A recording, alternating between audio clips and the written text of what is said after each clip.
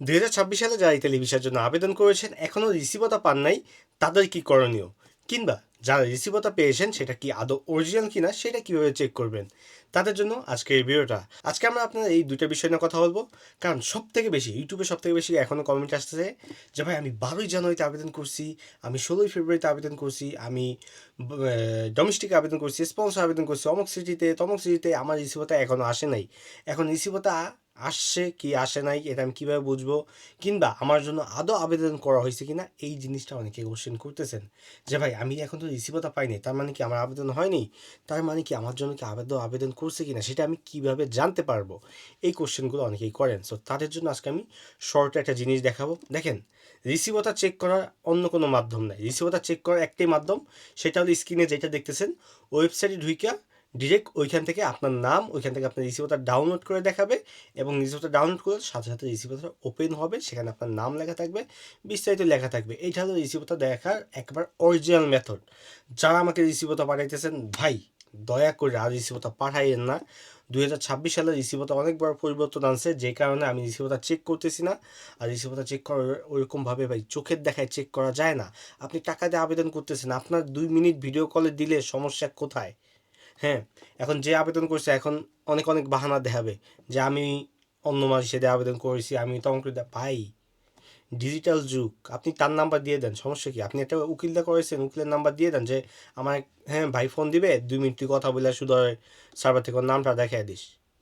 Simple ভাই, আপনি তো টাকা দিয়ে আবেদন করতেছেন, টাকা কিন্তু ওই উকিলও খাইতেছে, টাকা কিন্তু ওই মালিকও খাইতেছে, তাই না? এখানে তো সিম্পল। আর চলেন এখন আমরা বলি যে যারা পান নাই তাদেরকে কী করণীয়। যে এটা হলো ইত্যাদি বিষয় 2026 সালে যে আবেদন করছেন মিনিস্ট্রি দিলে ইন্টারভিউ, এই ওয়েবসাইট থেকে মূলত আপনার আবেদন করা হয়েছে এবং আবেদনের বিস্তারিত এখানে লেখা আছে। আমি যদি আপনাদেরকে ওয়েবসাইটের লিঙ্কটা দেখাই, সো এইখানে আসলে এরকম একটা চৌকালা পেয়ে যাবেন এবং এইখানে যাই দেখবেন অথরাইজেশন নামে একটা অপশন আছে। এইখান থেকে আপনাকে স্পিড এবং ইডেল, যদিও আমি এই বিষয়ে অলরেডি ভিডিও করছি, তারপর আমি আপনাকে দেখাই দিতেছি। এখানে যাবেন, যাওয়ার পর এখানে আপনার দুইটা অপশন আছে, স্পিড আইডি, সিআইডি, যেটাতে আবেদন করছে সেটা দিয়ে লগ ইন করবে। হ্যাঁ, ধরেন আমি স্পিড আইডি দিয়ে লগ ইন করলাম, লগ ইন করার পর এখানে একটা ইমেল পাসওয়ার্ড। হ্যাঁ, অনেকে এখন কোশ্চেন করে যে ভাই এই যে এখানে যে ইমেল এবং পাসওয়ার্ড, এটা কি আমার কাছে দিলে আমি চেক করতে পারবো? হ্যাঁ, আপনার কাছে দিলে আপনি যদি জানেন যে কীভাবে চেক করতে হয়, কারণ ভিতরে ঢুকলেই হবে না, ভিতরে ঢুকার পর অনেক কিছু অনেক জায়গায় যাইতে হবে। সো এখানে ইমেল অ্যাড্রেস এবং পাসওয়ার্ড বসানোর পর এখানে লগ ইন করার পর এরকম একটা পোর্টাল চলে আসবে। ওই পোর্টাল থেকে বিভিন্ন জায়গায় যাইতে হবে। আমি যেহেতু এটা ভিডিও চালানো, কারণ ওইখানে যে দেখেন আপনার ক্যাটাগরি সিলেক্ট করে দেন, এই যে দেখেন আমি যে আপনাকে একটু পজ করে দেখাই, এই যে দেখেন কীভাবে বুঝবেন। হ্যাঁ, আমি এখানে নামগুলো একটু ঢাইকে দিই। এখানে দেখেন এখানে কয় তারিখে ইনবিয়া করা হয়েছে, ডাক্তার দিয়ে ইনফো, এই ইনবিয়া, এই যে দেখা এটা হলো 12 তারিখের ক্লিক যে একটা সার্ভার কপি। তারপর আইডেন্টিফিকেশন, মানে এটা কোড থাকে। তারপরে যে হলো গিয়া এই যে রেসিডেন্টে যে সে হলো গিয়া আর কি মূলত যে আপনাকে আনতেছে তার নাম থাকে। হ্যাঁ, এবং ল্যাবরেটরি যে আসবে মূলত কাজের জন্য তার নাম থাকে হলো এইখানে, ঠিক আছে? এইখানে এবং ইনবিয়া, হ্যাঁ আদৌ হয়েছে কিনা ইনবিয়া, এবং হ্যাঁ দেখেন কোন ক্যাটাগরিতে হয়েছে। আমি জাস্ট এখানে একটা নাম দেখাই।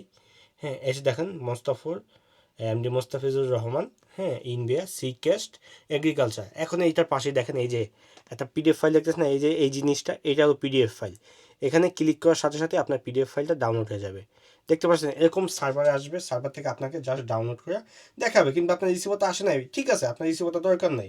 আপনি এখানে আসেন, এখানে আসলে এখানে আপনার নামটা কিন্তু বুঝতে পারবেন, তাই না? আপনি যদি ভিডিও কল, এখন অনেকেই বলবেন যে ভাই আমাদের ভিডিও করে পাঠাইতে চায়, ভিডিও করে পাঠাইলে চাইলে নিবেন না, কারণ ভাই এর যুগ, একটা ভিডিও বানানো আহামরি কিছুই না। হ্যাঁ, তো এইখানে দেখেন এখানে যেহেতু মালিকের নাম, আপনার নাম এবং কয়টার সময় ইনবিআর করা হয়েছে সেটা হয়েছে দেখেন, 9টা কত সেকেন্ডে ইনবিআর করা হয়েছে সেগুলো এখানে খুব সুন্দরভাবে লেখা আছে এবং কোন সেক্টরে আবেদন করা হয়েছে সেটাও লেখা আছে। এবং এইখানে চলুন যে কোনো একটা রিসিভার ডাউনলোড করে দেখানো যাক, যেহেতু এখানে অনেকগুলাই রিসিভার আছে, যে কোনো একটা জাস্ট এখানে ক্লিক করলেই দেখেন এই যে দেখেন রিসিভার চলে আসছে। দেখছেন এখানে রিসিভারটা চলে আসছে, এখানে আপনার নাম আছে, আপনার মালিকের নাম আছে, প্লাস আপনার কয়টার সময় আবেদন করা হচ্ছে সব দেওয়া আছে। কতটা সহজ, জাস্ট 1 থেকে 2 মিনিটের কাজ, আপনি কিন্তু বুঝে যাবেন, আপনার রিসিভারটাও প্রয়োজন নেই। আপনি জাস্ট শুধু ওই যে ওয়েবসাইটে যাবেন, এখান থেকে জাস্ট সে আপনার যদি নাম দেখাইতে পারে, আপনার নাম আছে, তাহলে ভাই বুঝে নেবেন যে আপনার জন্য আবেদন হয়েছে, অপেক্ষা করতে পারেন। সো এই ছিল একদম শর্টকাটে, যদি আপনি একেবারে অরিজিনাল, আপনার রিসিভারটা প্রয়োজন নাই, আপনি মন থেকে যদি তার বিশ্বাস করে থাকেন এবং সে যদি আপনার জন্য আদৌ আবেদন করে থাকে, একদম সার্ভার থেকে দেখে নেবেন।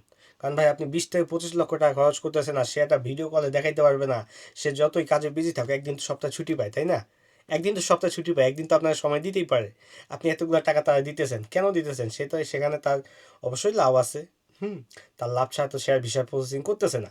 সো এটা আপনার, মানে কি বলবো, এটা হলো আপনার ইচ্ছা। এখন আপনি তাকে কিভাবে বলবেন, সে কনভিন্স হবে কি হবে না, এটা সম্পূর্ণ আপনার ইচ্ছা।